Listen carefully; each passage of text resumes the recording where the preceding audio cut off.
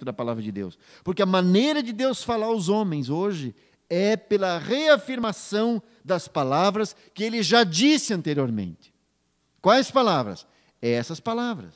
As palavras que estão registradas aqui. É muito raro que Deus fale a alguém com palavras que não estejam na Bíblia. É muito raro isso acontecer. Aliás, esse não é o costume de Deus. Embora Deus fale diretamente com alguns homens, mais amadurecidos, tal, na sua caminhada, mesmo essas declarações de Deus, mesmo as coisas que Deus fala, são palavras que Ele já expôs nas Escrituras. São palavras que já foram faladas. De modo que a fala de Deus, hoje, é a repetição daquilo que Ele já disse antes. Então, quando nós falamos assim, Deus falou comigo.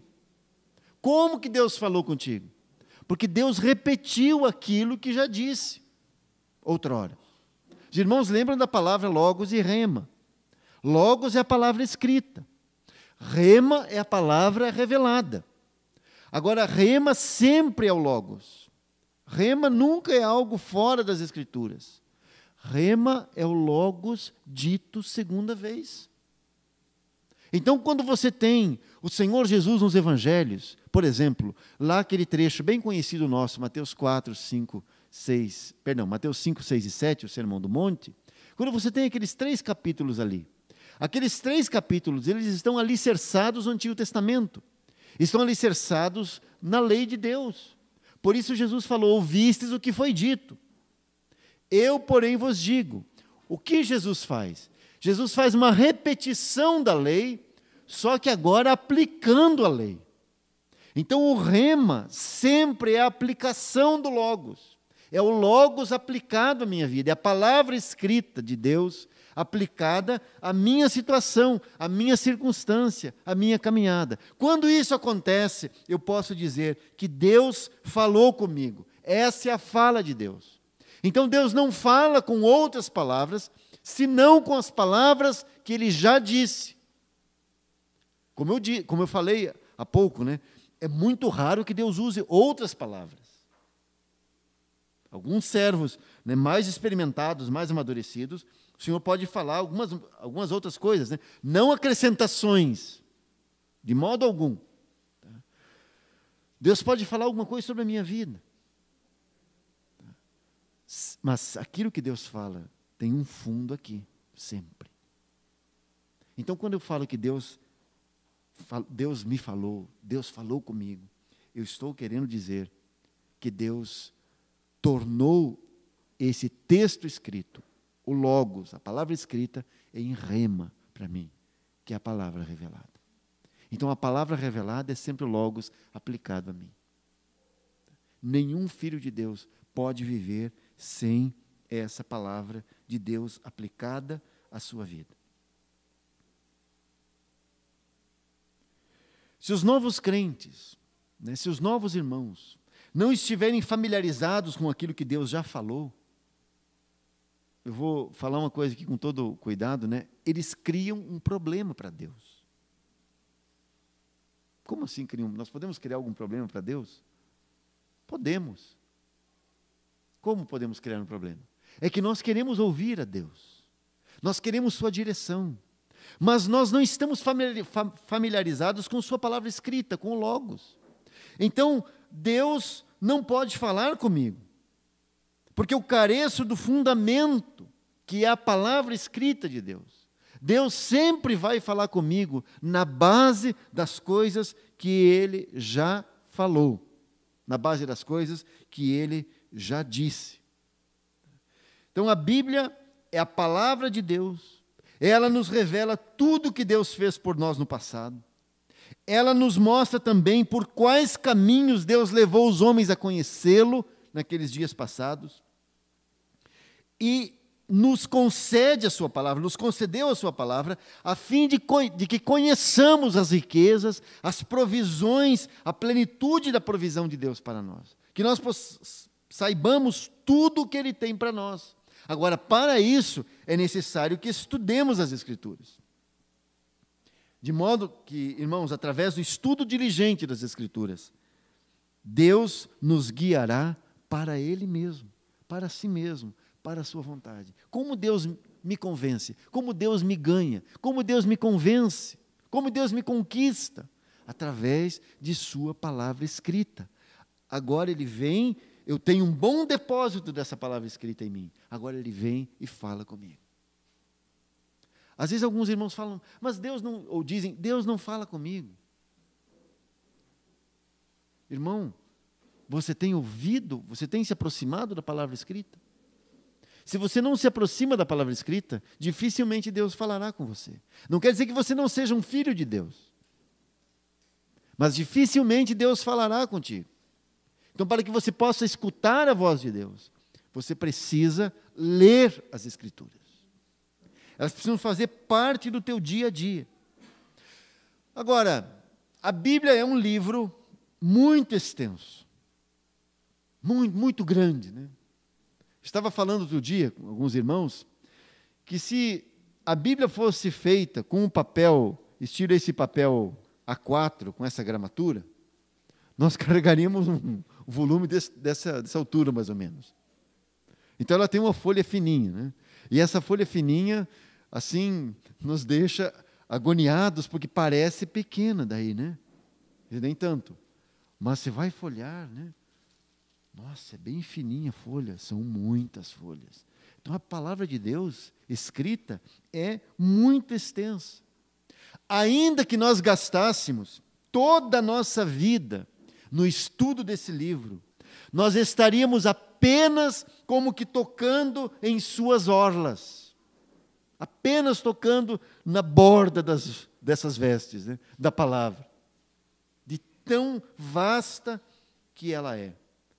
Se ela é tão vasta assim, como pode então o crente conhecer a palavra se não gastar tempo com ela? De modo que é imprescindível que você se aproxime dela.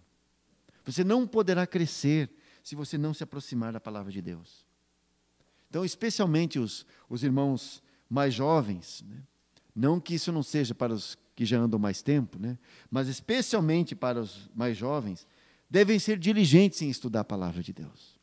Devem ser diligentes em estudar as Escrituras, de tal maneira que quando alcançarem a meia-idade, e depois a idade avançada, eles tenham um rico suprimento da palavra de Deus, tanto para as suas necessidades, quanto para as necessidades dos outros. Então, o que você deve fazer enquanto você é novo, enquanto você é jovem? Você deve armazenar a palavra de Deus. Por isso que você encontra lá em 1 Coríntios, Paulo falando que o solteiro cuida das coisas do Senhor. Não que os casados não possam fazer isso. Mas é mais fácil para os solteiros, para os mais jovens fazerem isso. Porque a sua mente está bem fresca, bem disposta a aprender. Então, o que eles devem fazer? Devem investir tempo com as Escrituras. Devem aproveitar essa fase da sua vida para armazenar um bom depósito das Escrituras. Deve aproveitar para memorizar as Escrituras. Deve aproveitar para ler tantas vezes quantas forem possíveis as Escrituras. De ponta a ponta. Você já pensou? Se você você tiver 10 anos, né? Você olhar assim, daqui 10 anos, você poderá ter lido 10 vezes as Escrituras. Já pensou que coisa tremenda? Se o seu tempo na terra, né, for mais 20 anos, você terá lido 20 vezes as Escrituras. Já pensou que coisa tremenda? Então, olha, irmão, eu quero com isso assim encorajar e animar os irmãos para se dedicarem ao estudo das Escrituras, à leitura das Escrituras, porque você está armazenando um bom depósito. Aquilo que o Senhor vai falar contigo é aquilo que foi depositado. Aquilo que vem sobre você é aquilo que você lançou aqui dentro.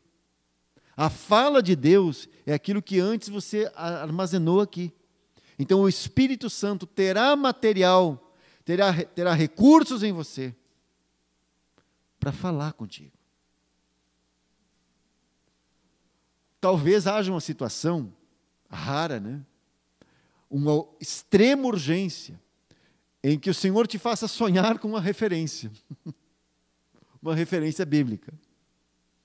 E talvez esse seja o único meio de Deus falar com você sobre esse assunto, sobre as Escrituras, ou de falar alguma coisa contigo, porque como não há nenhum depósito, não tem nada para o Senhor falar. Então, às vezes, por causa de uma grande necessidade, o Senhor vem e te dá um sonho sobre um texto, uma referência bíblica, e você acorda todo perturbado e vai procurar onde está aquele texto para saber o que significa esse texto. E fica desesperado, né? O que isso quer dizer? Irmão, isso não é usual. Esse não é a atitude normal de Deus. Talvez Deus precisou fazer isso contigo porque você não estava ouvindo, porque você não está armazenando as Escrituras. Mas lembra bem, especialmente os irmãos mais jovens, né? Você hoje está na melhor época de sua vida. Você deve aproveitar para armazenar a palavra de Deus. Você deve aproveitar para conhecer a palavra de Deus, para ler a palavra de Deus, para se aprofundar nas Escrituras. Teve um irmão no século XIX, chamado Edward Dennett. Ele escreveu um livreto chamado 12 Cartas a um Novo Convertido. E isso no século XIX, na Inglaterra. E ele ressaltou 7 aspectos da obra da palavra de Deus na vida do crente em Cristo Jesus. 7 coisas. Ele escreveu 12 cartas para um novo convertido. E uma das cartas, o tema de uma das cartas era sobre as Escrituras, sobre o valor das Escrituras, do estudo das Escrituras. E aí, eu gostaria de citar esses 7 aspectos que ele falou. O primeiro deles é que é por meio dela, da palavra, que se dá o novo nascimento. Você não teria nascido de novo se a palavra de Deus não agisse em você. Então você é o fruto da ação, da obra da palavra de Deus na tua vida. Sem a palavra de Deus, você não teria nascido de novo. Porque a palavra de Deus é um instrumento que Deus usou para gerar em você uma nova vida, para te dar uma nova vida. Onde está isso na palavra? Tiago, capítulo 1, verso 18. Abre aí, por favor. Segundo a sua vontade, ele nos gerou pela palavra da verdade. Olha só. Nos gerou pela palavra da verdade, para que fôssemos como primícias das suas criaturas. E também 1 Pedro, capítulo 1, verso 23.